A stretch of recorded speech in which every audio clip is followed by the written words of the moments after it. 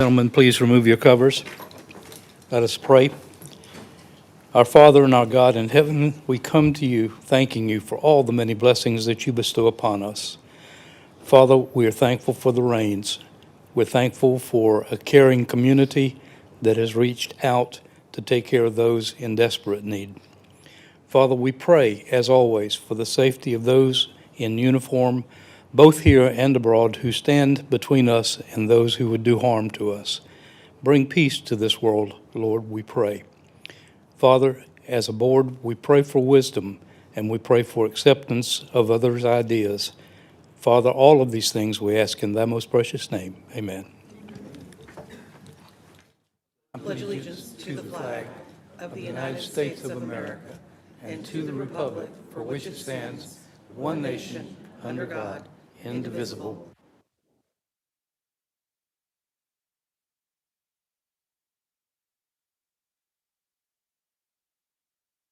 Okay, roll call. All commissioners are present.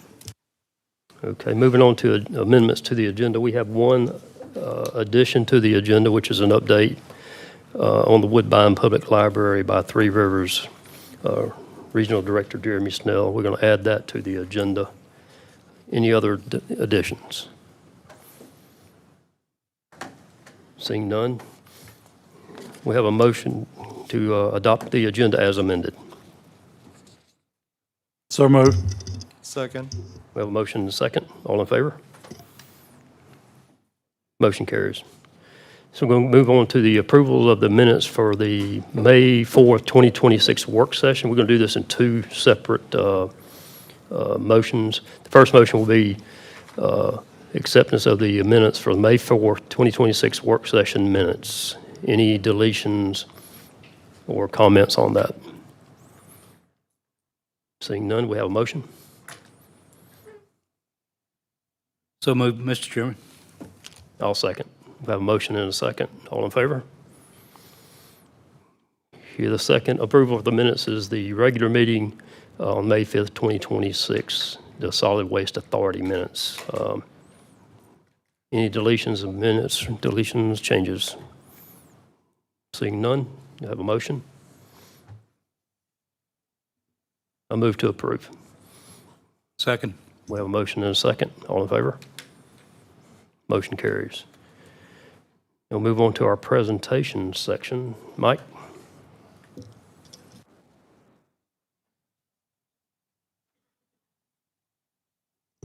Thank you, Mr. Chairman. Commissioners, good evening. I've got a couple for you again tonight, as usual. The first one's going to start out with a proclamation by the Camden County Board of Commissioners recognizing the week of May 17th through the 23rd, 2026 as National Public Works Week. Whereas public works professionals focus on infrastructure, facilities, and services that are of vital importance to sustainable and resilient communities and to public health, high quality of life, and the well-being of the people of Camden County, these infrastructure, facilities, and services could not be provided without the dedicated efforts of public works professionals who are engineers, managers, and employees at all levels of government and the private sector who are responsible for rebuilding, improving, and protecting our nation's transportation, water supply, water treatment, and solid waste systems, public buildings, and other structures and facilities essential to our citizens. Whereas it's in the public interest for the citizens, civic leaders, and children in Camden County to gain knowledge of and maintain an ongoing interest and understanding of the importance of public works and public works programs in their respective communities. Whereas the year 2026 marks the 66th annual National Public Works Week sponsored by the American Public Works Association. Now therefore be it proclaimed by the Camden County Board of Commissioners that the week of May 17th through the 23rd, 2026 as National Public Works Weeks. All citizens are encouraged to recognize substantial contributions made to the public by public works professionals, engineers, managers, and employees in protecting our national health, safety, and advancing quality of life for all. Proclaimed this 19th day of May 2026, Robbie Cheek, Chairman, Camden County Board of Commissioners. Now, I know Jared is here from Public Works. If there's anybody else here as well, I'd like him to come accept this proclamation and you gentlemen to snap a photograph with him. And then the next two, Jim, are going to be photograph opportunities as well.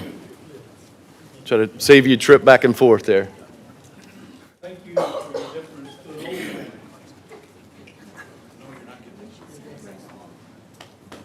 Stop if you've heard this before, but we're going to plunge to the center in more than one row.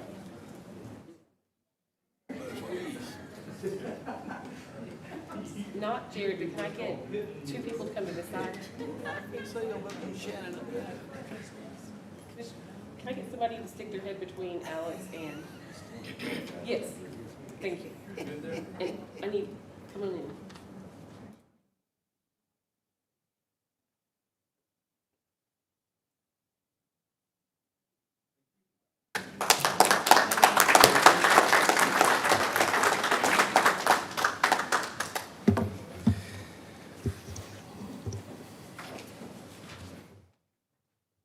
All right, this next one will recognize all the beautiful folks against the wall back here in the back of the room. So this is a proclamation of the Camden County Board of Commissioners recognizing the week of May 17th through the 23rd, 2026 as Emergency Medical Services Week. Whereas emergency medical service is a vital public service, the members of emergency medical service teams are ready to provide life-saving care to those in need 24 hours a day, 7 days a week. The emergency medical services system consists of first responders, emergency medical technicians, paramedics, emergency medical dispatchers, firefighters, sheriff's deputies, educators, administrators, pre-hospital nurses, emergency physicians, trained members of the public, and other out-of-hospital medical care providers. Whereas the members of emergency medical services teams, whether career or volunteer, engage in thousands of hours of specialized training and continuing education to enhance their life-saving skills. Whereas it's appropriate to recognize the value and the accomplishments of emergency medical services providers by designating the Emergency Medical Services Week. Now therefore be it proclaimed by the Camden County Board of Commissioners that the week of May 17th through the 23rd, 2026 as Emergency Medical Services Week. This is the 52nd anniversary of EMS Week, and the theme this year is EMS Week, Improving Outcomes Together. The community is encouraged to observe this week with appropriate programs, ceremonies, and activities in honor of the EMS profession and the essential service that it provides. Proclaim this 19th day of May 2026. Robbie Cheek, Chairman, Camden County Board of Commissioners. Now we've got all these folks. We'd like to have y'all come up here and have your picture taken as well.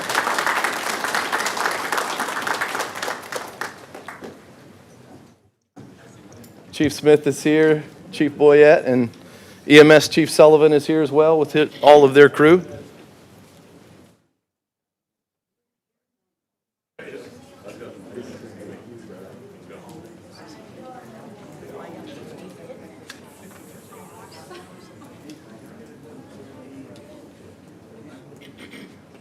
Can I get like 3 people on this side to come to this side? Yeah, just. Come on, Shannon, go to the front, girl. Can't see ya.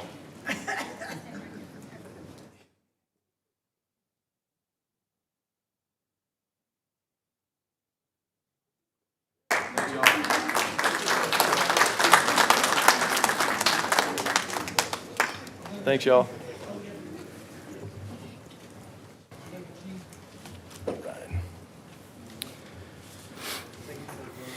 Yes, one more. This is a little different than a proclamation. This is the good stuff, y'all. I enjoy getting to do things like this. I've got the landfill director, solid waste director, John Pittman, right here with me as well.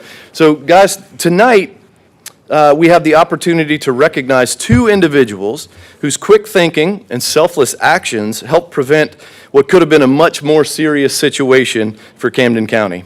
So, after business hours on Friday, May 1st, a fire broke out at the Camden County Municipal Solid Waste Landfill, as we're all aware. As they were passing by the facility, Mr. Rufus Butler and Mr. Sam Butler noticed flames coming from inside the complex. Without hesitation, they immediately contacted 911 and alerted Camden County Fire Rescue. But they didn't stop there. These 2 men remained on site until the emergency responders arrived, making sure that the situation was communicated clearly and that the proper personnel were notified. They also contacted Operations Manager Cyrus Roberts and Office Manager Kristen Miller, who we were happy to have here with us tonight. Once inside the complex, though, these are guys that are familiar with the landfill, do a lot of work out there. Once inside the complex, they quickly realized that the fire was not coming from one of the buildings itself, but from a pickup truck that had spread to a very expensive piece of heavy equipment. At that point, they took decisive action to move other pieces of nearby equipment away from the flames, preventing what could have become a much larger and potentially multi-million-dollar incident. So in moments like these, character reveals itself quickly. Mr. Rufus Butler, Mr. Sam Butler demonstrated courage, calmness under pressure, sound judgment, and an outstanding commitment to their community. Their willingness to step up and help county property and potentially prevent further danger is something that deserves to be recognized publicly. So on behalf of the Camden County Board of Commissioners, we want to sincerely thank both of you for your actions, your professionalism, and your example of community service. So at this time, I'd like to invite Mr. Rufus Butler and Mr. Sam Butler to come forward so that we may present them with letters of appreciation from the Board of Commissioners. Come on, guys.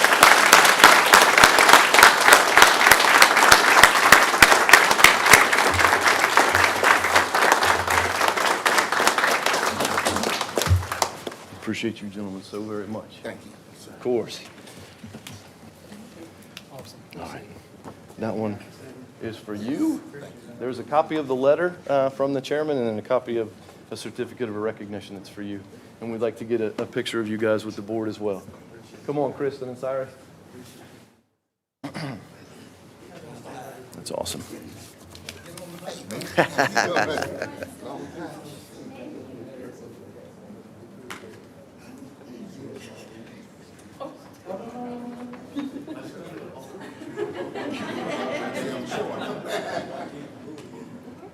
Look this way.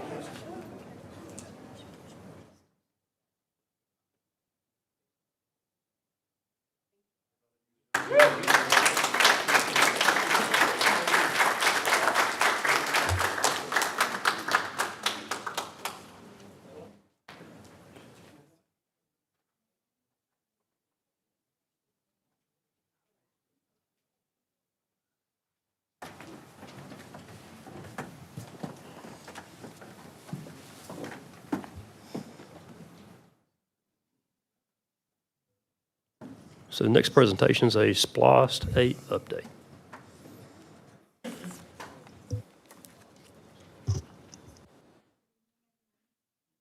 Good evening, everyone. All right, we got the one more presentation, and this one's a lot shorter than last night.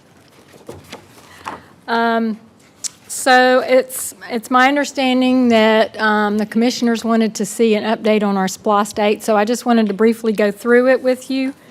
And I need to get the clicker, hang on.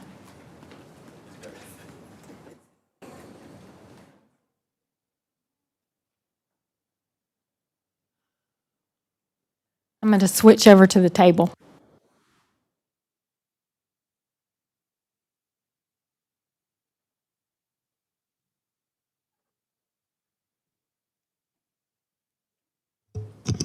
It's a little easier to see over this way.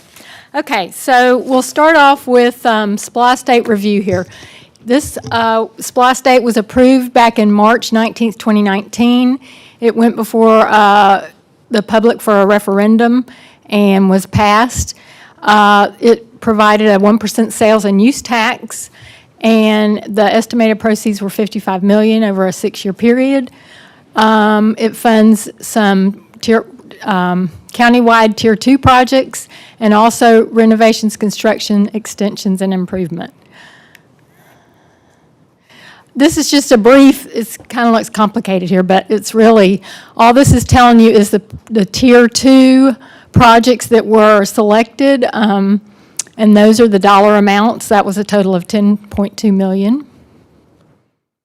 And most of those projects, I was going to go with that in just a second about what's been completed and what's still in process, but I have that on another slide. I'll just switch on to that one. This one, it just tells here that after the level 2 projects have been completed and a collection of $49.1 million has been reached, This also includes an additional 2.1 for the public safety complex, E91 EMA. The remaining 5.9 will be distributed among the 3 municipalities and the county according to the 2010 census population. So there, you see in the middle, that's the 2.1 for the public safety complex. And then the renovations, construction, and extensions at the bottom shows the buildings and offices. There's a 2.9 million.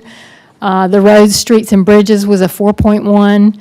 And upgrading the purchase of the county equipment, vehicles, and technology was 5.4 million. So that's kind of how the split goes for SPLOST State. Just wanted to review that. This gives the distribution. It's just to keep it simple. It was split between, the cities, PSA, and the county, and that kind of gives you the distribution of those dollars. And those are estimates, so. And then here we have the expenditures to date on these, and I did put whether it was completed or not. The public safety radio communication system has been completed. It did go a little bit over budget. It was $1,049,925. The ambulances have been completely purchased at a cost of $1,176,618. The Superior Court record preservation, I got some info on that today, that it is still in process, and that's $516,220, so they're probably almost completed with that. And then the property acquisition, we've only spent $500, so we still have $1 million left on that. The library renovation, I think we're at the paving phase. We found that out today, but it's been $106,000 has been spent so far. And then I found out today from our county attorney, Jackie, she said that for the Blue Bridge, we have the final invoice for that, so we'll be getting that paid, so that is completed now. And that's for the acquisition of the property, to be clear. Yep. And then the last one on that Tier 2 is the Public Health Department. As you probably all know, that has been completed, and we used 2.4 for the SPLOST towards that. There were other, the total cost of that was around $5 million, and there was other sources of revenue for that, for the completion of that project. Are we estimating that we'll be able to pave the parking lot at the Blue Bridge with the remaining balance? I'm not sure what the cost of that'll be. Do you have an idea on that, Joey? No, not paving the Blue Bridge. We're looking at. No, I know you're not, the parking lot next to it, by the boat ramp. Yeah, we're looking at trying to secure some grants to move forward with the Blue Bridge project. And we have met with DNR as well. The original idea behind that SPLOST project and that $250,000 amount was just to buy the property, just to get the acquisition of the property, not to do the project. Okay. Now, DNR hopefully will come on board along with grants to finish that project out. But our part, when we first started this, was just to get the property. I have a question. Okay. On the Superior Court record preservation, excuse my voice, I've lost it. That process, I was told at the end of the year last year, was on the brink of being completed. Do you have any idea when it will be? My understanding, they have completed it. That's what I was told. Yes. Okay. And that they were going ahead and invoice us for the remainder of that. Okay. All right. Thank you for that. And then the public health facility, I mentioned that. Going on to the other items, the roads, we had a 4.1 budget for that, and expenditures to date were 1.5 million. The building renovation section was 2.9 budgeted, and we've spent 2.1 so far. And the machinery, equipment, technology category is a $5.4 million budget. We have overspent on that, $6.4 million. So that is what we spent so far. And then moving on to the remaining balance in SPLOST 8 as of 4/30. Those are the 3 items that we have left to complete. And the public safety complex, as I showed you before in the previous slides, there's 4.1 million in the Tier 2, and then they have another split after so many, revenues have been distributed for the 2.1 to be used, and then additional million left for property acquisition we have there.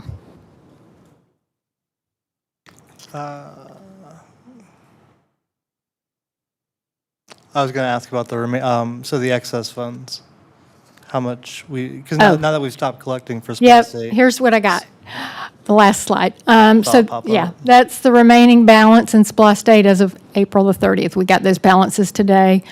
We have some in the LGIP, and then we have some at the Synovus. So the total there is 24.6 million, and that's what's remaining there. That's all. Do we have a update on the city's SPOS funds and their SPOS projects, if they're all completed or not? No, we don't have that information. So we might want to take a look at getting it, right? So when we talk about freeing up those excess funds with SPOS State, there's $24 million sitting there that we could potentially spend on a jail.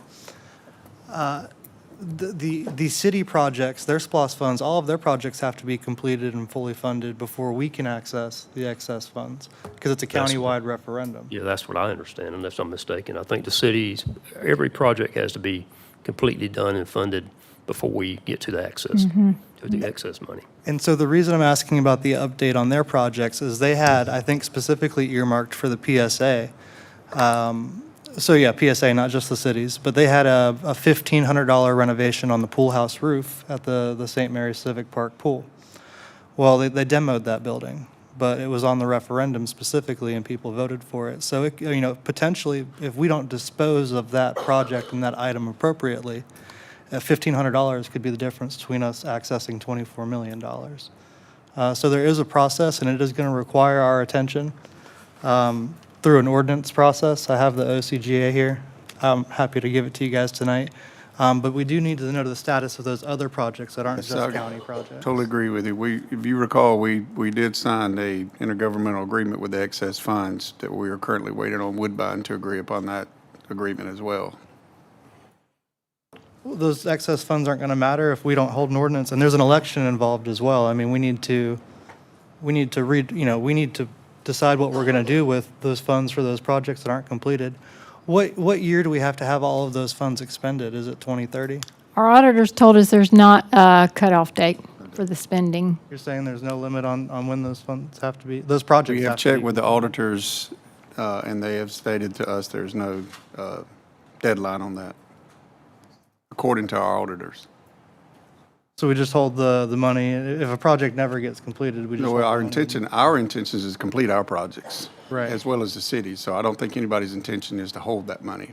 So Right. the whole intent for this money is to complete those projects as we are moving forward our jail project. Right.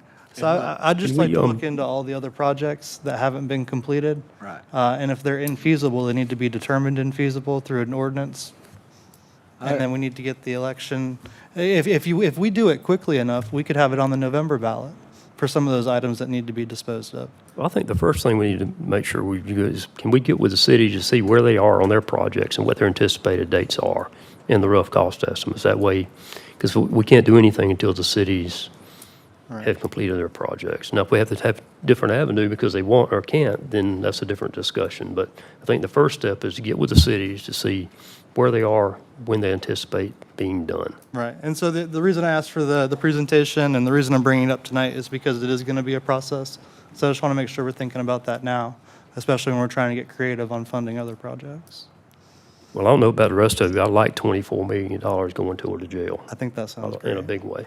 So, don't even worry about Woodbine's signature. I mean, you said Woodbine hasn't signed it yet, right? Okay, did we approve that? What's the question again? Did we approve that, I guess is Yes, my we did. question? Okay. Katie has those papers, yes. As well as the cities, besides All Woodbine. the cities except Woodbine. Is there any reason Woodbine's hesitating to sign it? I've reached out to them several times, but they haven't ever put it on their agenda. Okay. Also, this money is in a, excuse me, Can you speak up? this money is in an interest-bearing account at this point. I'd like to know how much of this is interest, if that's possible. I mean, you don't have to say now. It's about $70,000 a month. 70,000 a month? And how many months? I mean, could you, not now, you don't have to calculate all that now, but I think it'd be a good idea if we're getting $70,000 a month to know if where we're at on the interest on it as well. And what are the legalities on using the interest on this money too? Mr. Saines, this is a workers' comp case. He got pneumonia last night Yeah, from that vent up there. yeah, it was. Can I file workers' comp on that vent? That's a good idea. But anyway, I would like to know, where we stand on this being an interest-bearing account. And if you're gonna go through a process looking forward, then what are we gonna do with the interest, the money that's, on there as well, so. Okay, I will shut up. I believe there was some sort of time limit, though, if we could check on that, because back when we were having the or y'all were having the final discussions at the Resiliency Center, there was a discussion about 6 years after the collection. There was some sort of time limit on when. Actually, I think it's 5 years is what you're talking about. That's what we shoot for, is to spend it within 5 years. But there's other jurisdictions where there's SPLOST money that's been out there for a lot longer than 5 years that hadn't been spent. Not in this county, but in other jurisdictions around the state.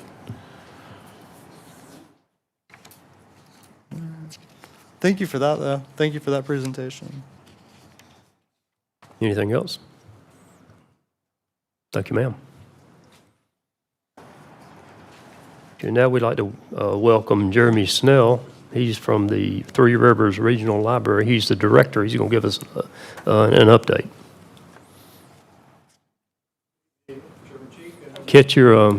Turn your mic on. Thank you. Oh, it's green now. Good evening, Chairman Cheek and members of the commission. My name is Jeremy Snell. I'm the director of Three Rivers Regional Library System, of which all three libraries serving Camden County are members of. And I'm here today on behalf of Woodbine Public Library and the system to provide a brief update, talk about our successes, and where we're going in the future. And I'm going to start, though, by simply saying thank you. Woodbine Library and the investment in it is not just a line item in the county's budget. It's an investment in a rural community that without you would have significantly less access to literacy, learning, and opportunity. And we don't take that lightly, and we remain grateful for your partnership. So the Woodbine Public Library opened its doors in September of 2020, middle of pandemic. And in the 5 years since, community members have walked through those doors 25,584 times. In a small town in rural Camden, people keep choosing to show up. And they show up for books, yes, but they also show up for story times, craft programs, summer reading challenges, free Wi-Fi, technology, and a place that feels like it belongs to them because it does. In FY '24 and '25, we welcomed over 6,000 visits each of those years, and we are on pace to break 7,000 visits this year at Woodbine. But I want to talk about who is walking through our doors, because that's at the heart of what we do. More than 51% of every physical item checked out from Woodbine last year went home with a child or a young adult. Half of everything we lend, youth materials. Picture books and chapter books and graphic novels and launch pads tucked under small arms or in parents' hand and carried home to kitchen tables and comfy chairs across the county.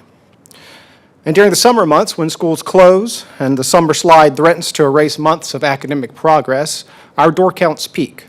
Families make us a part of their summer. And that's not an accident. It's the result of intentional programming, dedicated team members, and of course your support that makes that possible. Last year, our team offered 39 free programs for children ages 0 to 5, reaching 377 attendees. These story times and crafts and other hands-on activities designed to help Camden's youngest residents enter kindergarten ready to learn. And for families, many who don't have easy access to enrichment resources elsewhere or are carefully managing their household budgets, these resources are essential.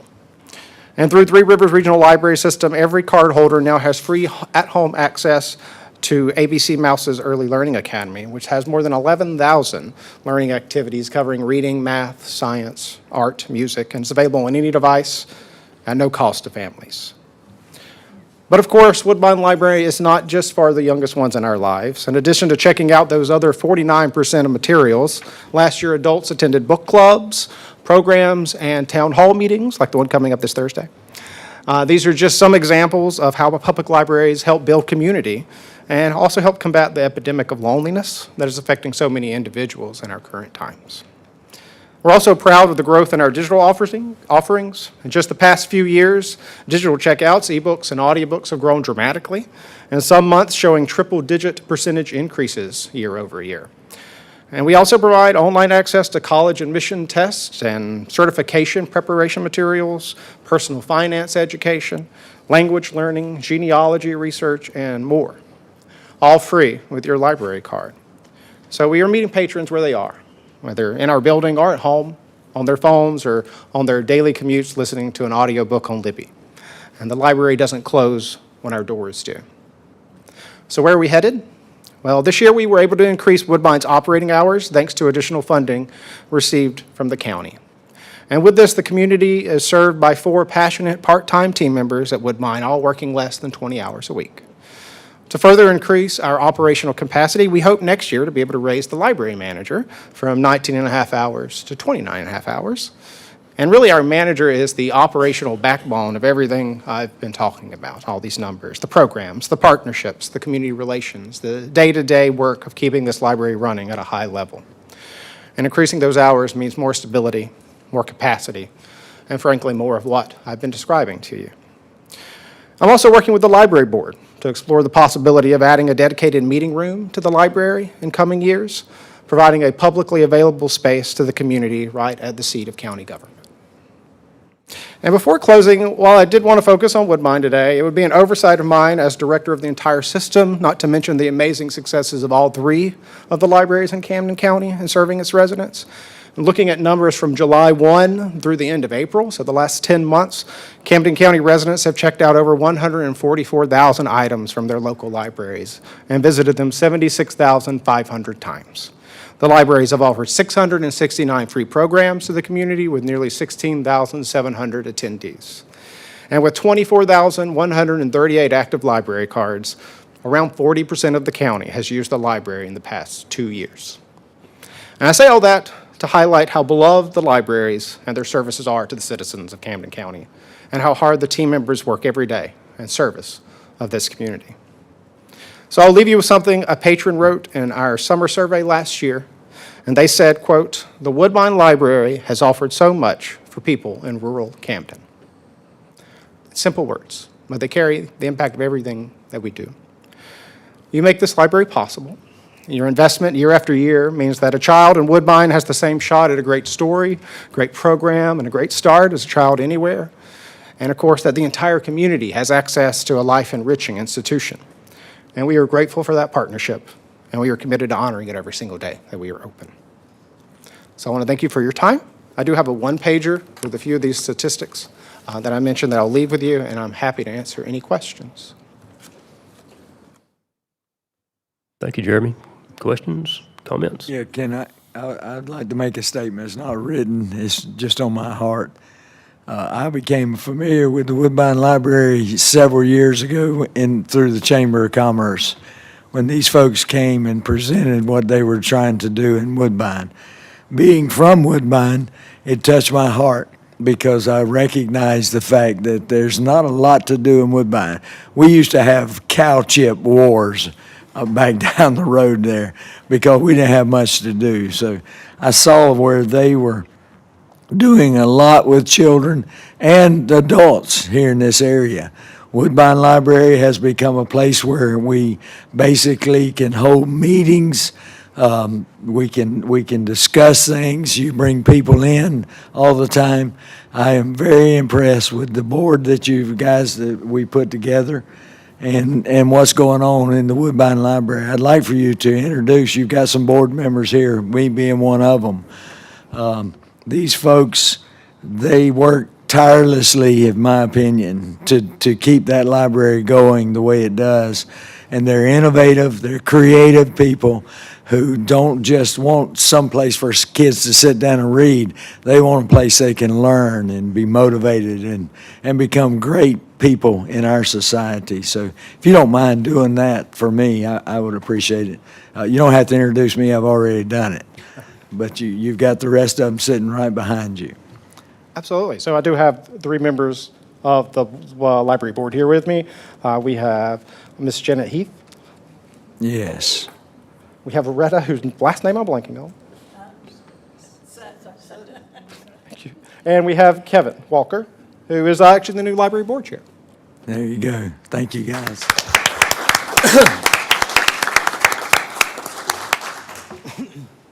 If I could just say, I'm also one of those library card holders, and I have not checked out ABC Mouse yet, but I have used a lot of the adult services you have available as far as the computers that you make available to the public.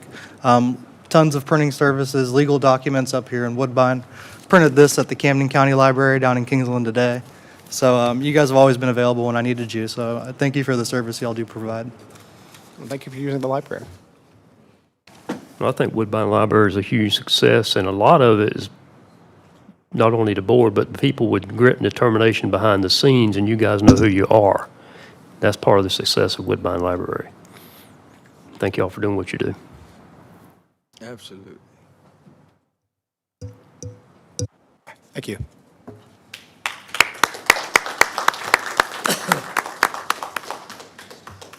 Thank you.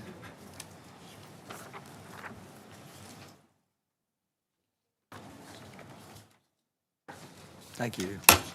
Good presentation, Jeremy. Thank you very much.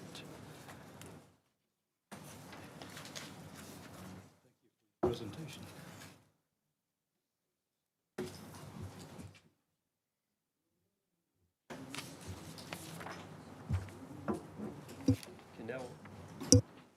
Now we'll move on to our first public comment section. Do we have anybody signed up? Nobody signed up. Does anybody wish to speak to the board about any item on the agenda? I'm sorry? You are? Well, thank you so much. We're glad you're here. Anybody else? Seeing none, we're going to have a motion. Oh, you got to get up faster, Janie. We don't want to wake you up.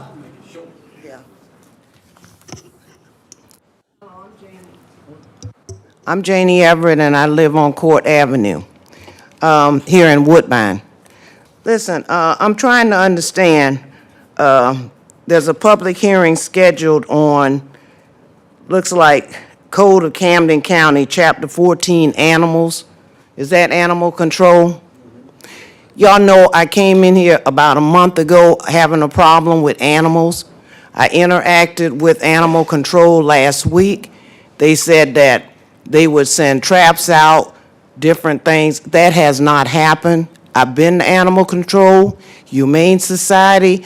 I'm trying to save some cats from being mistreated, shot at with BB guns, and stomped by unruly children. So you all can have all the codes you want, but when animal control say they don't accept cats, they only accept dogs, what are we doing here? If we're going to change a code for how human beings act or interact with animals, then animal control has to take some responsibility and help the public with protecting these animals. That's all I'm going to say. Thank you. Thanks, Janie. Anyone else? Okay. Moving on, look for a motion to adjourn the regular meeting and convene a public hearing regarding the Chapter 14 animal control ordinance changes. I move to adjourn the regular meeting and convene a public hearing. Second. We have a motion and a second. All in favor? Motion carries. Now we'll enter the public hearing section. Anybody have any comments that, for the board related to the changes to Chapter 14, Animal Control? Okay, seeing none, Mr. Chairman, you probably should wait until he does his presentation, then ask for comments. yes, thank you. Do your presentation first. Good evening, Commissioners. I'm coming here tonight to discuss the approval for, in the first reading of the Chapter 14 Animals revision of the codes. We're coming to consider waiving the first reading of the amendments to Chapter 14, the official code of Camden County, Georgia. The history behind it is the current animal control ordinances are out of date and need modernized to reflect changes and modifications within state law and proven strategies or strategize improvements in other jurisdictions to better enforce our regulations and improve our effectiveness in regard to public safety and adherence to ordinances. And the facts of our ordinances is that the development of new ordinances gives animal control clear and concise foundation to better enforce ordinances and leaves less room for a potential misinterpretation. And this will enable animal control to be more effective at ensuring the accountability for pet owners. So I think it's up to you, up to y'all to waive, I guess, the first reading of. I want you to read it. Yeah, please. You got time? Just give us a cliff notes. No. I move the first reading of the animal control. We're in a public Wait hearing till right now. after the public hearing, yeah. Okay. Thought you were asking, sorry. So I haven't heard the presentation. Now, is there anybody that has any public comment? Ricky?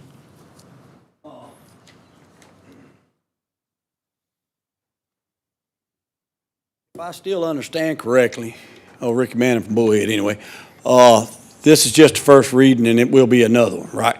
Correct? That's correct. Because the public needs an opportunity to go out and look. This document is long.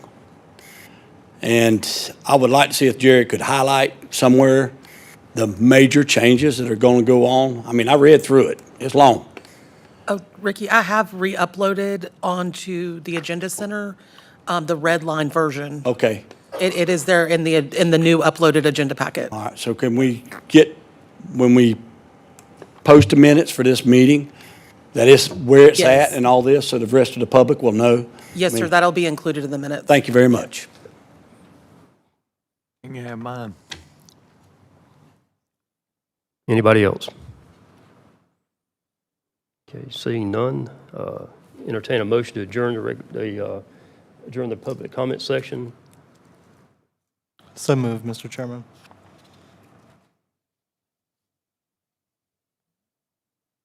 We have a second?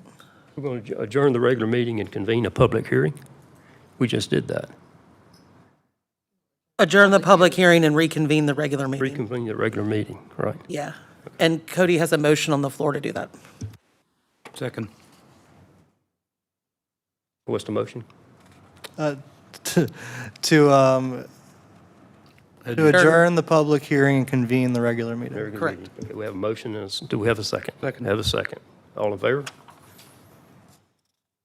Okay, moving forward.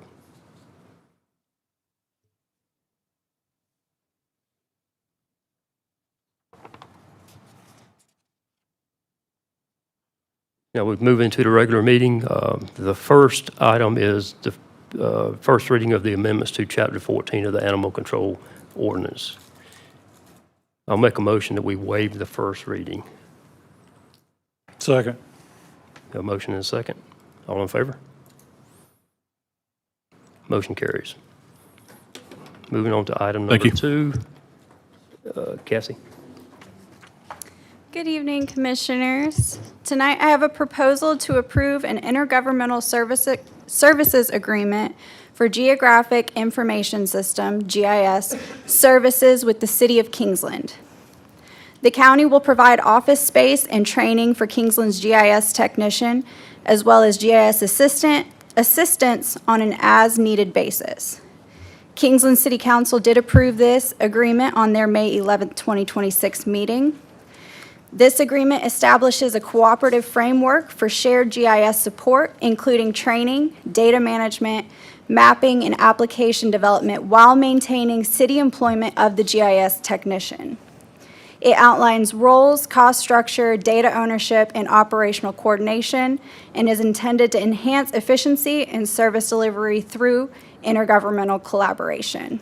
Staff recommends approval of the proposed intergovernmental agreement for GIS services. Okay. Thanks, Cassie. Any questions from the board? I assume this doesn't cost us anything. No, sir, it will not cost us anything. Okay. Any more discussion? Yeah.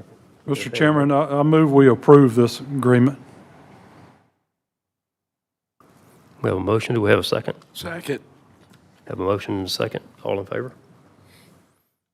Thank you.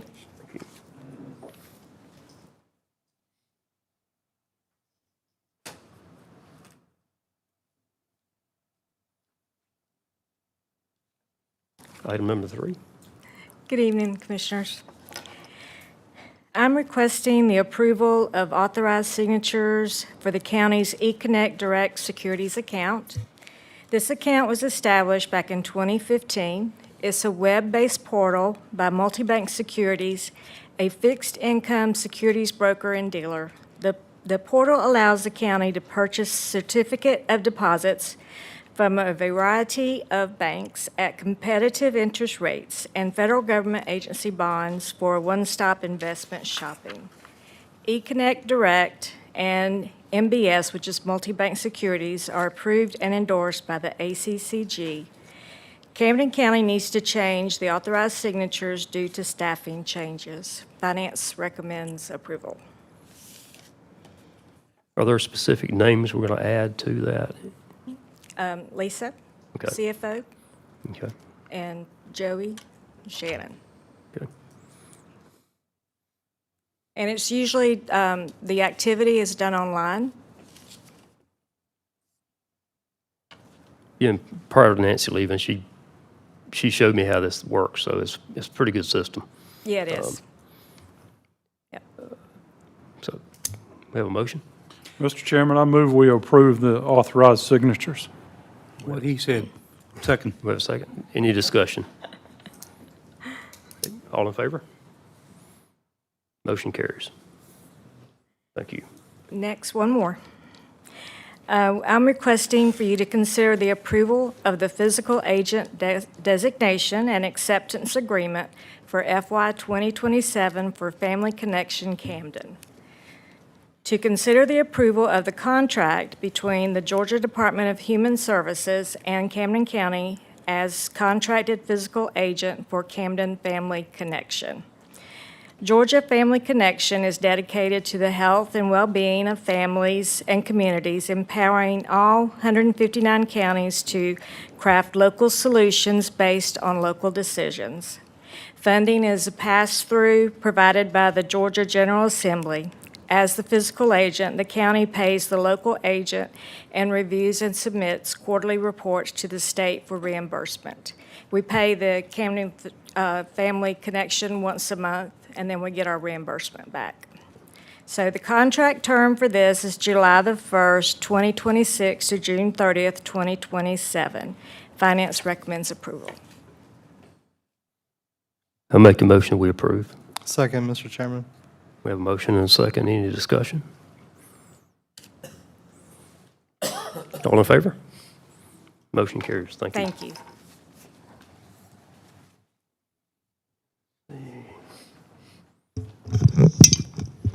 Move on to item 5. Shannon? Yes, good evening, Commissioners. I've got Curbside Manager Renee Cruz here with me as well, just in case you ask some tricky questions that I don't know the answer to. She might have that. We are here today to ask you to consider the request that Meridian Waste has made for a consumer price index rate increase effective July the 1st. We're talking 21 cents increase on waste, 13 cents on recycling. and I believe it was 10 cents on the indigent bill, the population, their bill to go up by 10 cents. This is just a request. It was provided in a timely manner to us as their contract allows, and it will cost Camden about anywhere from $1,800 to $2,000 extra a month in expenses. Their account numbers are very fluid, so it's not like we can say approximately 5,400 accounts with Camden Curbside, but that does change quite a bit over the course of time. Can we get a motion? We can move on to questions. Mr. Chairman, I make the motion we approve this request. It's, they got to pay for fuel just like everybody else. So. I'll second that. Any other discussion?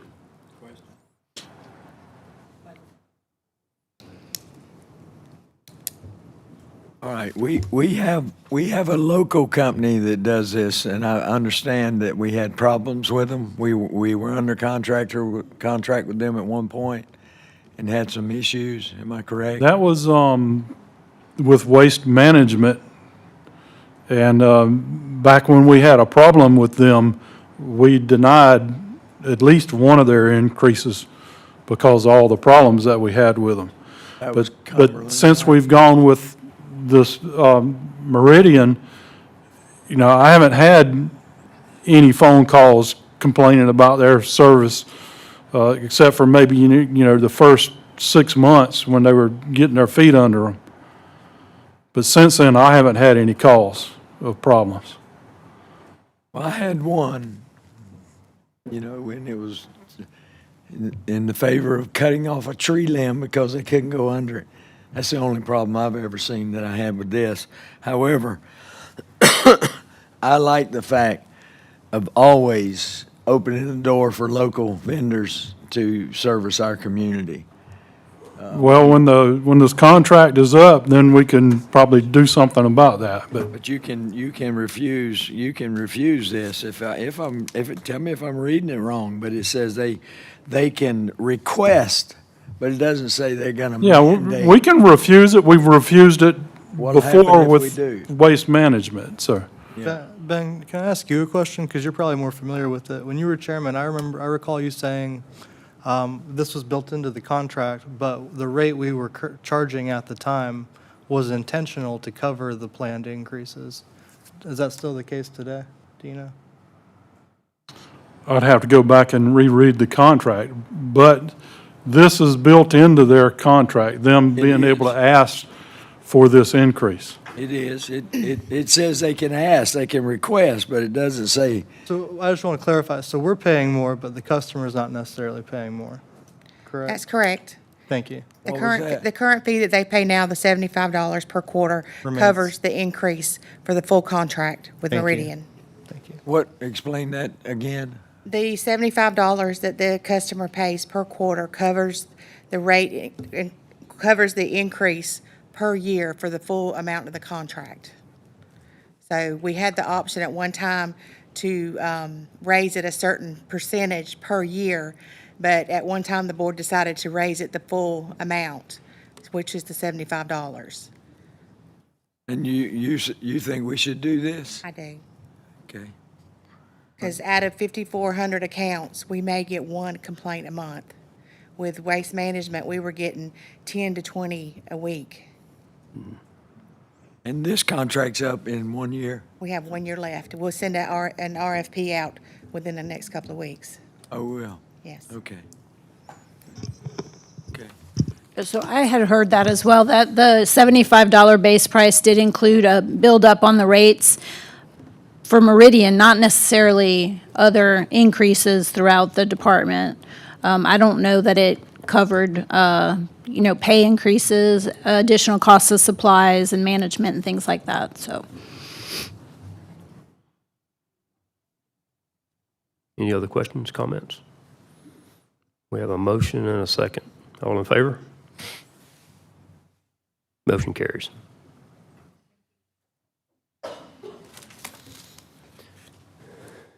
Jared's up next.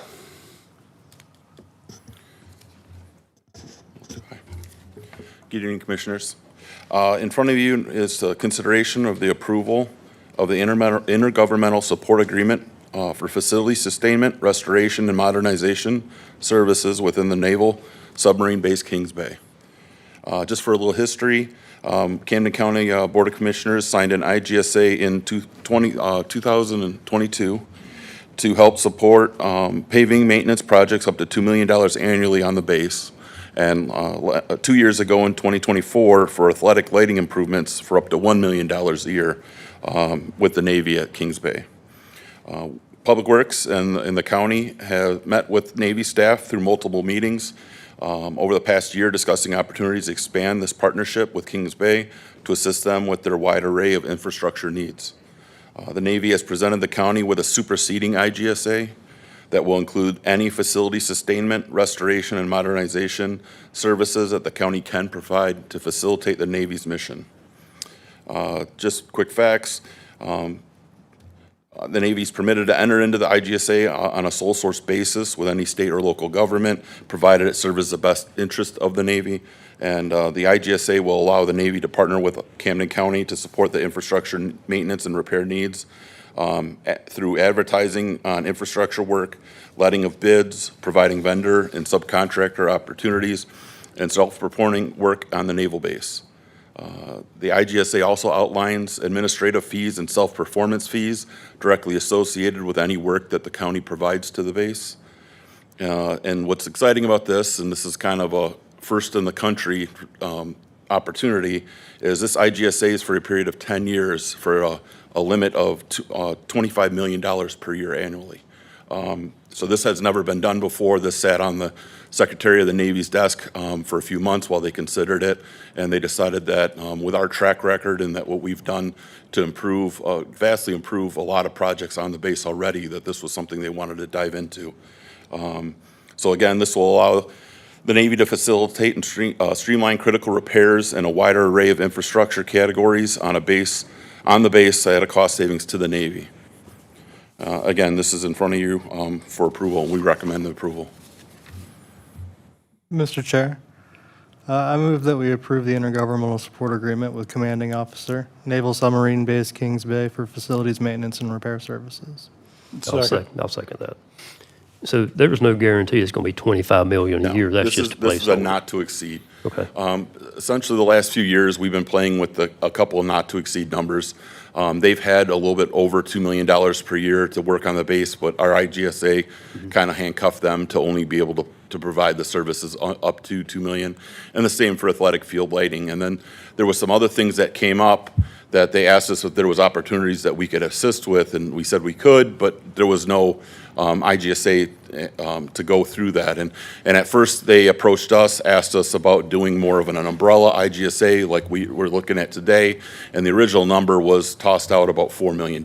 And we sat down, we agreed, yeah, we can do that. It opens more categories, it helps us out. And then after they took it back to their commanding officer, that's when they threw the, if we're going to do this and work together for the next 10 years, let's not have anything get in our way of benefiting both us and the Navy, and they put the $25 million number on. Yeah, this is a win-win, Absolutely. both for the Navy and the county. Just on the paving alone, we've seen significant benefits and savings in our paving program by piggybacking the two programs together and getting more bang for our buck when we go out to bid. So we've definitely seen that quite a bit here. Yeah, I don't see a downside at all. I know you told us before, but what's roughly the percentage we get off these? On most opportunities, it's roughly 10% admin fee.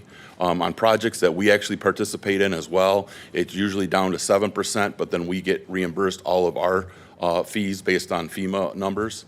And then that number, that percentage comes back, and we're essentially putting it into the coffers of buying new equipment for Public Works. So again, easing the burden of Public Works needing new equipment on the unincorporated district.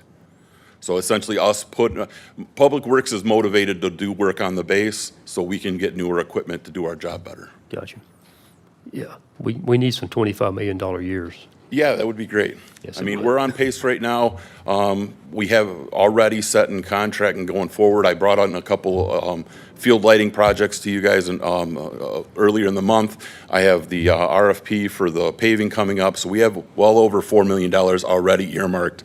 And then we're sitting down on 4 other projects that could bring in, millions more this year alone, so.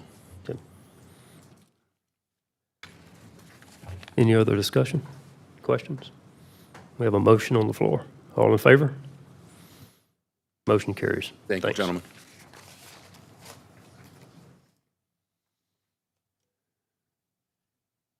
Okay, moving ahead, we're going to go to item 7, which is reappointment of Reverend Rick, and excuse me if I butcher his name, but It's Deloy. Dualiz. It's Deloy. Rick What Deloy. you said, yes. To the Camden County Department of Family and Children's Services Board. Yes, sir. Reverend. Yes. Oh, it's Deleuze? Sorry. Yeah. Mr. He- Chair. He serves now, so he's agreed to. Mr. Chair, I move to reappoint Reverend Rick DeLees to the Camden County Department of Family and Children's Services Board. I'll second that. Does he still live in Camden County? is what I'm As far as I know. I was contacted by DFAX and asked that he be placed for reappointment. Okay. Okay. So we have a motion and a second. All in favor? Motion carries. Moving on to item number 8, is possible action regarding county staff to start drafting an ordinance that would ban data centers in unincorporated Camden County. I'll defer that to Commissioner Smith. Oh, yeah. Well, I guess do we as a board, would we like to, we have a moratorium in place, and I guess as we're considering different avenues to take as far as what we want an ordinance to look like as it pertains to data centers, do you guys want to try to whittle out some sort of exception that the public can be agreeable to, or do you guys just want to go ahead and outright ban data centers in unincorporated Camden County? My preference would be to just ban them outright in Camden County, but obviously we would need direct staff to draft it in such a way. So it would require action by us. Can we get a motion on the item so we can open it up for discussion? Oh, yeah. I move to direct staff to draft an ordinance in a way that bans data centers in unincorporated Camden County. We have a motion. Do we have a second?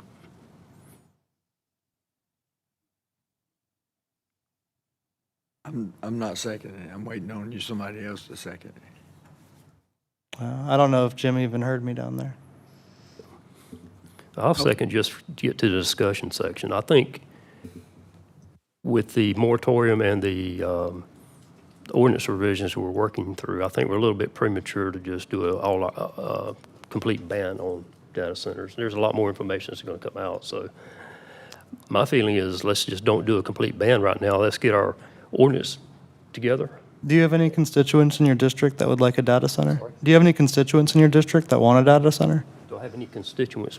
Honestly, I have had no comments from any of my constituents, one way No? or the other, not one. Martin, not you either? I've got one banker that wanted me to talk with someone that is very familiar with them, so yes, I have. Because from what I saw in the city of Kingsland, they packed out the city hall so badly that they had to then take their meetings to the resiliency center. Yeah, Because there was that much opposition to a data center in this community. So I don't think there's anything really to talk about. Okay. I think it's pretty clear and apparent to me that people don't want them here. And I think it would be short-sighted to do a complete ban, because the things they're complaining about is water usage. So if we get an industry like a beverage company that comes in here that has a high water usage, are you going to be against that? If we got a company that comes in that has a very high electrical usage, are you going to be against that? so it's not Cody County, it's Camden County. So if the people of Camden County don't want one of those types of facilities in here, then that's the position I'm going to support. Well, are they going to be against all industries that use a large amount of water and a large amount of electricity? I think we have a- that's short-sighted. Well, I think This we have a county really is precious way of- 600 and something square miles of land, surely we can put some type of industrial project somewhere where nobody will have a major complaint about it. I don't disagree, and I don't see major complaints on a lot of the other things that are brought here to Camden County. But data centers, absolutely, I think it's been made clear that that's not something we want to entertain. Can I finish my thought? Yeah, I'm so sorry, Martin. Yes, sir. I am totally, me personally, I'm against them. And the reason I'm against them is because, and not because of water. I don't think that's as big an issue as people make it.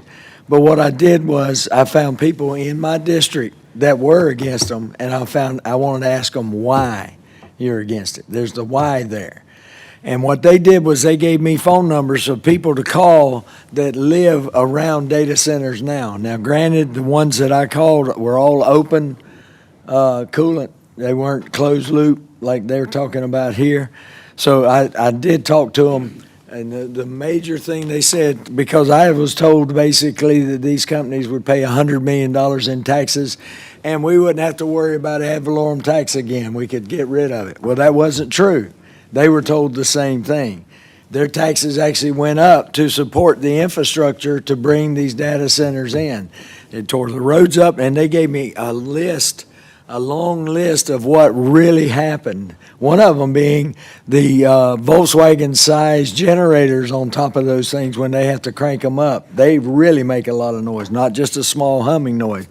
Those kinds of things kind of flipped with my ideas. Also, the fact that you're only going to have maybe 5 or 6 jobs in there. That defeats the whole process, to me, of the Joint Development Authority bringing in real jobs. The JDA's mission is to bring in jobs, but it is also to bring in taxable revenue. Absolutely. And to me, in my opinion, a data center will bring in revenue for the county without bringing in extra people. There's people that complain about there's so many houses and apartments being built here. You know, you build those houses and apartments, sure, there's a little bit of revenue there, but that revenue is offset by the amount of services that the cities and the county has to supply to them. I'm not disagreeing with you, Ben. I heard the same spiel. I heard it. But here's the deal. I want to see it in writing. You know, I want somebody to put this down. You're not going to raise my my power rate at all. I want Georgia Power to be able to say that, if they can say it. You're not going to harm our environment. I want to see those things in writing. Well, that's why we make the ordinance That's exactly as strong as possible. If you remember. But an outright ban, I don't think is right. But if you, no, I don't want an outright ban, not right now. You don't want to But ban here- data centers? Not right now, because here's the problem. We had 2 things that we were talking about up here. One of them was a 90-day moratorium, which I was for, because I knew that they could put this together. They could get all the different things in writing in 90 days, and then if we needed to extend it, we could extend it. But you guys wanted to go 6 months. To me, that's creating an argument. Kingsland did a year. Huh? Kingsland did a year. Well, that's okay. They can do what they want. But Right. what I'm saying is I wanted to do it in 90 days, because in 90 days that we could have this. We could have it all written out. And no, I don't want to make a decision based on emotion or anything else. I want to see it in facts. I want this in writing, you know. If they can give us $100 million, then I want to see it in writing. I want them to say they're going to do it and put it in writing. And so, and it's not just the data centers drawing on the water or sucking up all the power. You also have, we don't have to look too far up to the north end of the state where you have Georgia Power through eminent domain taking hundreds of people's family homes or attempting to do so. I'm not disagreeing with you, Cody. I'm to bring agreeing in with more you. power lines Right. to support that data center But facility. let's wait till we have all the facts. Somebody put some of this in writing. Just to arbitrarily just say, okay, we're never going to look at this again, I think is wrong at this point, because we don't have all the facts. If we've got the facts, then we make a decision based on fact. But I'm pretty much in agreement. I don't want one here. I don't think they're beneficial for us. I'd rather see 100 small businesses that are creating jobs in our community. That's what I'd rather see. And if we could do that like that, see if I pronounce it right. Siki? Is that? Siche. Huh? Siche. Siche. It's an Italian company right out here in the industrial park. They got 15 employees, maybe 20, and they literally are going to manufacture and put stuff together here and ship it out. They were excited that we were close to the interstate. Am I right, Robbie? So those kinds of things, I mean, I'd rather see those. I think those are more beneficial for our community. And they're not really taking anything other than they're putting up a steel frame building and they're hiring people to come in here and do work. They're buying houses, they're buying food, they're buying gas. That multiplier effect definitely takes effect when we do that. And that's what I'd rather see. But I don't want to just go in here and just shut this thing down because we don't really have anything in front of us. So you want to leave an opportunity open for data centers to come to Camden County? Yeah, for right now. I mean, I don't think they are. I don't think it'll ever happen. I agree with 90% of our community as far as that goes. However, I think as a commissioner, we've got to be able to listen to every single body. You know, Like the owners of data centers? Who else do we need to hear from? I don't want to hear from, if the owners of the data center, if they can do it, then yes, put it in writing. Put it in writing. And then you can look at the environment and what it does to the environment. Gentlemen, I will state that ACCG has been sending out some guidance to the county attorneys, or at least giving some information that may be beneficial as we're currently developing the statutes based on the guidance provided by the board last time. Say that again. Yeah, so you're trying to say we don't have the authority to ban data centers? No, what I'm saying specifically is that if this board is considering a ban on, a complete ban on data centers, we need to be very cautious how our ordinances are drafted. And I would be happy to discuss, potential risk liability and other things in an executive session where that would be most appropriate.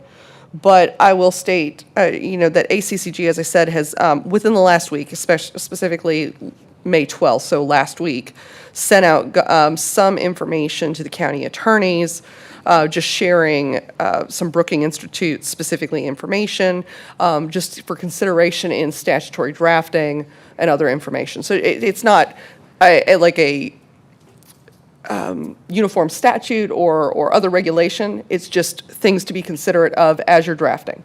That is really what I'm looking at right now. And the current guidance from the board has been draft statutes for regulation. And I would state that that's what we've been working on, or the current guidance. I think that a outright moratorium is precarious. I say we go back to the 90-day. Well, we're already within the moratorium. We have a moratorium already for 180 days. So we can't go back to the 90 days. The discussion for tonight is not to go back to 90 days, it's to deal with if we don't, motion, meaning with the motion on the floor. Right, if we don't direct, my point in bringing this motion, if we don't direct staff to draft an ordinance to ban them, then we're not going to have an ordinance to entertain that would ban them if that's the will of this board. We're only going to, if you put in what you get out what you put in. So if we only ask them to create an ordinance to allow data centers and, with all these restrictions and regulations, let me make this, that's all you're going to get. Let me make this perfectly clear. If we were to vote right now, I would say no to any data center here. However, what she just said, as far as we got to make sure we're legal in everything that we do, because we sure don't want anybody else to sue us.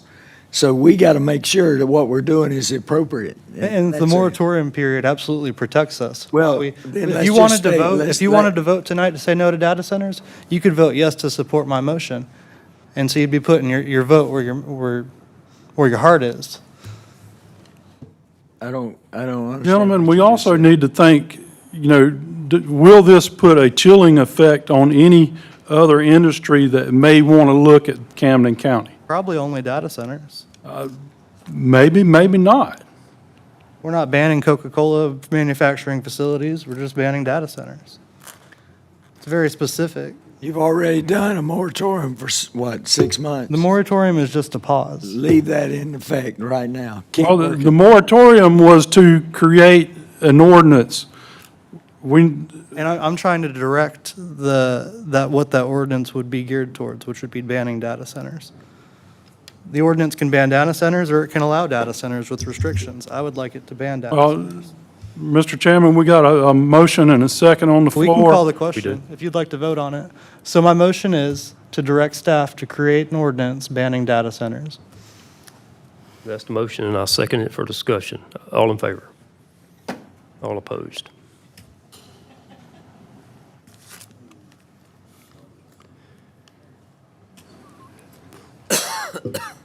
Okay, before we adjourn the regular meeting and reconvene the Solid Waste Authority, I move we take a 5-minute break. All in favor? 5 minutes.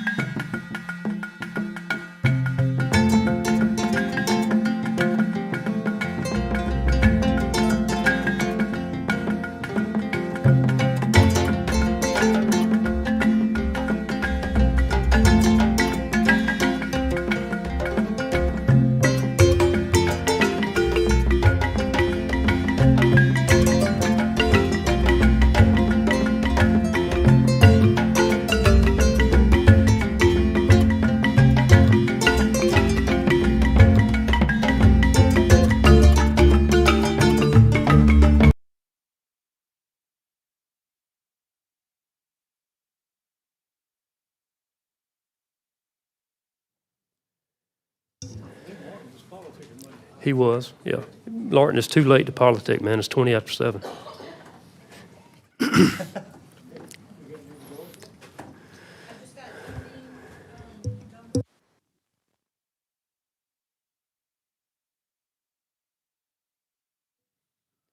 Okay, I'm sorry. Let's entertain a motion to adjourn the regular meeting and convene the Solid Waste Authority meeting. So moved.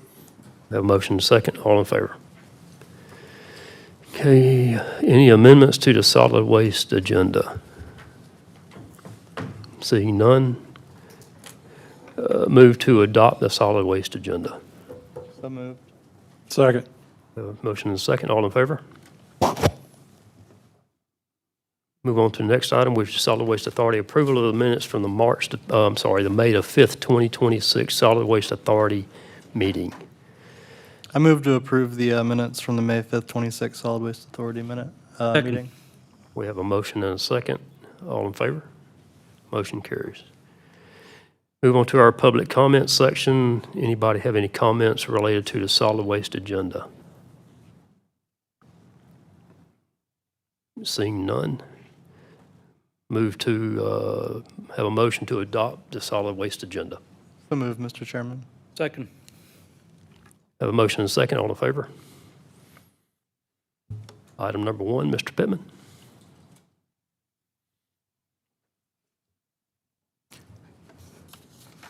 Good afternoon, Chairman and Commissioners. I come before you this evening to request the board to consider the MSW and the C&D landfills cost analysis and the tipping fee options.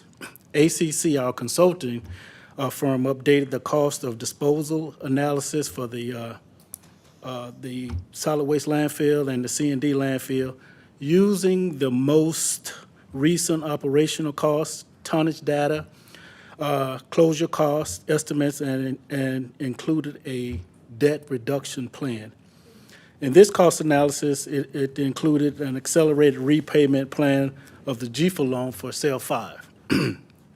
The current repayment option is a 20-year option for $15,861 that we would actually pay monthly. But the recommended repayment option is a 5-year, $50,100 payment over 5 years. The savings is about $802,000 over the cost of the loan. Unfortunately, we lost a piece of heavy equipment due to a fire a few weeks back. Solid Waste would like to use this option on a 12-month schedule of $50,100 to pay for a replacement vehicle.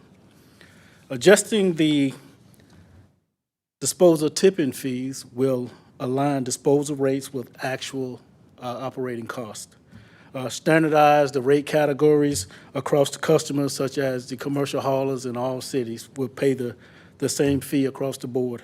Maintain long-term financial sustainability of landfill operations. Solid Waste Authority recommends adopting the FY27 MSW and C&D disposal rates.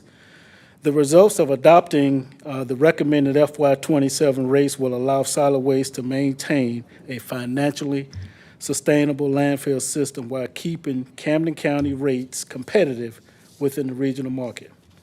At this time, I'll be more than happy to answer any questions that you may have.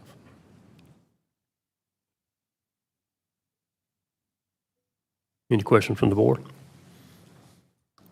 The only question, so I understand the plan to pay for the equipment. Are we still making the other payment that we have to make? Yes, yes, sir. Cool, thank you. We make the minimum payment. Mr. Chairman, I got one comment. I had a contractor do some work for me, and he had to take some material to our landfill to get rid of it. And he was surprised at the low cost of our landfill. I see his, your estimated tipping fee for the C&D is $22.42 a ton. Is that what you're requesting? Or that's the cost? For the in-county per ton for the What was it, C and D you asking about? Yes, sir. C and D is, in-county per ton is $19.10. Okay. What is out of county? Out of county would be $26.30 per ton. That's what you're requesting? Yes, sir.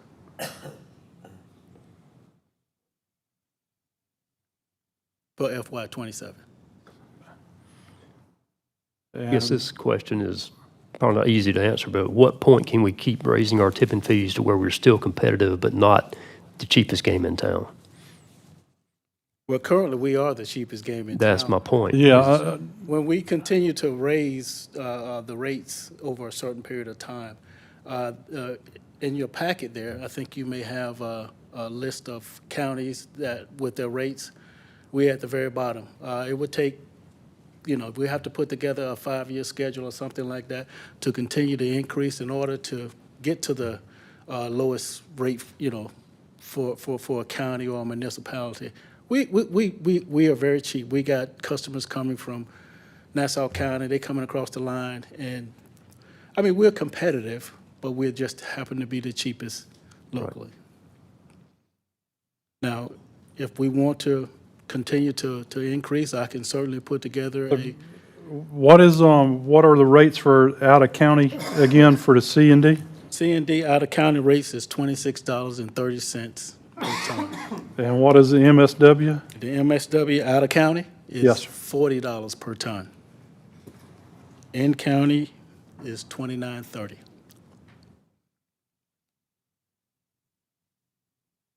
So for MSW, at $40 a ton, we're still a good deal. Yes, sir.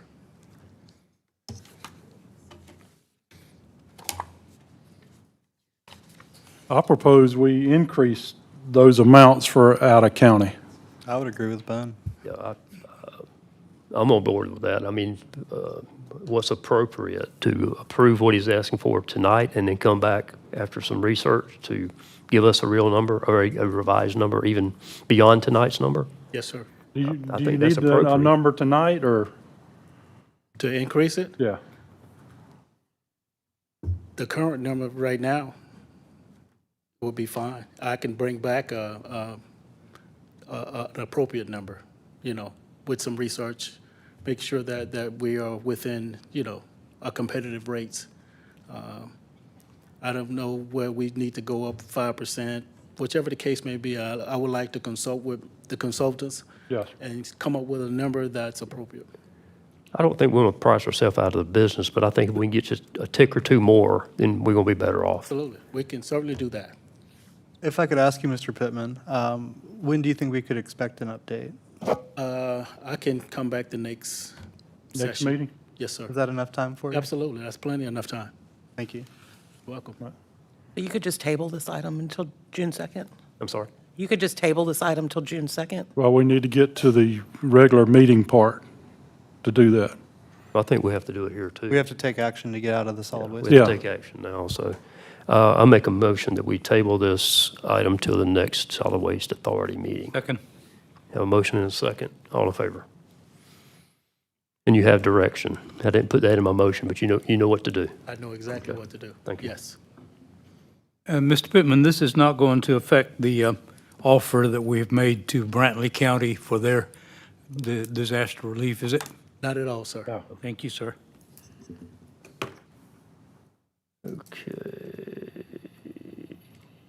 Then we'll move on. Do we have any additional Solid Waste Authority public comments? Seeing none, entertain a motion to adjourn the Solid Waste Authority meeting and reconvene the regular meeting. So moved. Second. I'll second. We have a motion and a second. All in favor? Motion carries. Moving on to the regular agenda, item number 9. I make a motion that we table item number 9 to the next regular meeting. Second. Have a motion and a second. All in favor? Motion carries. Reports. Thank you.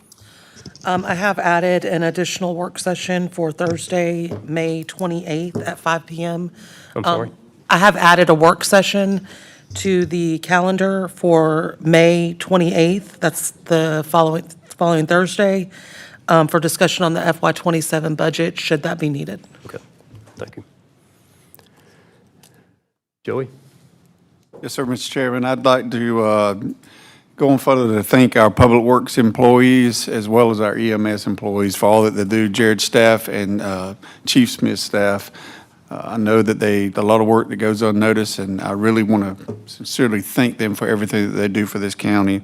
I also want to thank Mr. Sam and Rufus Butler for doing the heroic work that they've done, riding by there and taking the action necessary to save the county a lot of money, and I really appreciate everything they do and everything the citizens help us with, so thank you all. Thanks, Joey. Any additional public comments? Anybody wish to speak?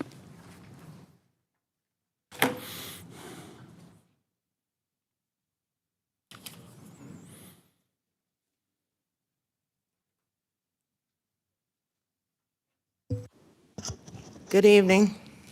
I'm Janie Everett from Woodbine, and I'd like to thank the Board of Commissioners for your wonderful letter of support going out to the Georgia delegate for H.R. 6559. We have had more movement on our petition online. There are a lot of great things coming up this summer. First up is we have a 7-page spread in the Georgia Backroads magazine, and there I am.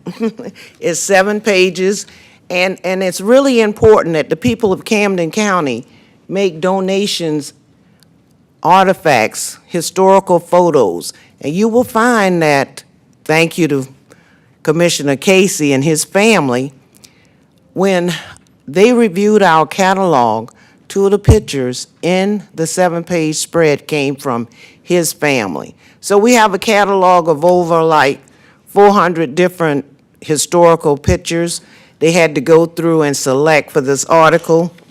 Also, that's one thing. This article for Georgia Backroads is the summer edition. It just, hitting the shelf. People can get a copy of it and for review. We also have, on the national front, there's a national tribute that will come out possibly August the 1st. So, stay tuned for the details. A national artist has decided to do a tribute, and we're excited about it. And basically, it's a tribute to the THICOL workers and the first responders. Also, the Georgia Historical Society would like to place a marker where the buildings fell. That's a project that we have been working on for the last year and a half. And so with the new ownership of the site going to DNR in the state of Georgia, we may be able to make that happen, to have that marker erected somewhere where these buildings fell. We've ran drones over the area, located the exact location of M132, the building that exploded. So there's a lot of different projects that we work on at THICOL, but we'd like to thank you all for staying with us. This is a struggle. The struggle continues, but you inspire us with every time we ask for help. Camden County and the Board of Commissioners, y'all step out front and help us. Thank you. Thank you.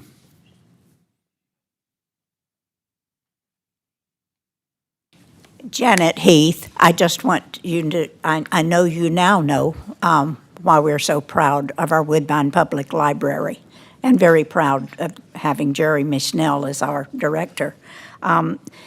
Working with Stephen Saines recently, one of his legislative administrators couldn't get some paperwork back to us, He apologized and said that his computer was in the shop, the official one that he was given, and his private computer had just fallen on the floor and broken, and he was having trouble. I reminded him that a public library would loan him a computer, so he immediately went to the Atlanta Library and checked out a computer. You can do that in Woodbine, too.